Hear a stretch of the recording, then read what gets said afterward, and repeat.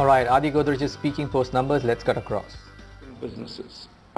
It will also add considerably to our exports from Argentina and Chile to the rest of South America. We also announced a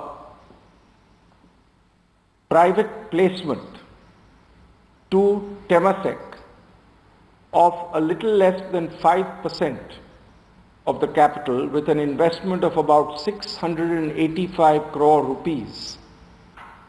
We expect this to be concluded post the shareholder approval in about 2 months' time. These were the major announcements, and I would like to just add that we see very strong progress of the company going forward.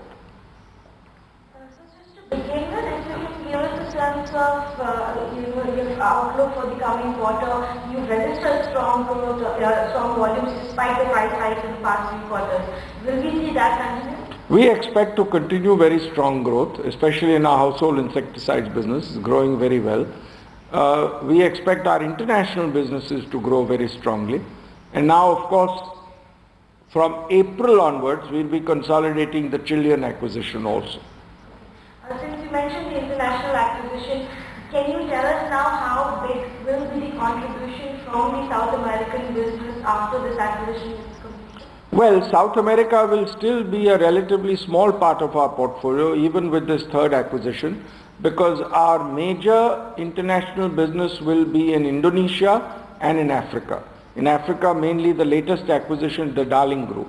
And when we conclude the second phase and the third phase of the Darling acquisition, second phase will be in September 13, and the second phase will be in September 12, and the third phase will be in September 13. Then the African business will add even more to our total business.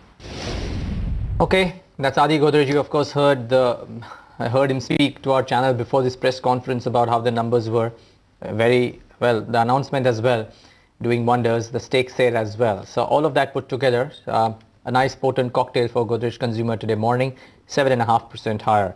Can't say the same for the markets, flat with Reliance dragging it down. Couple of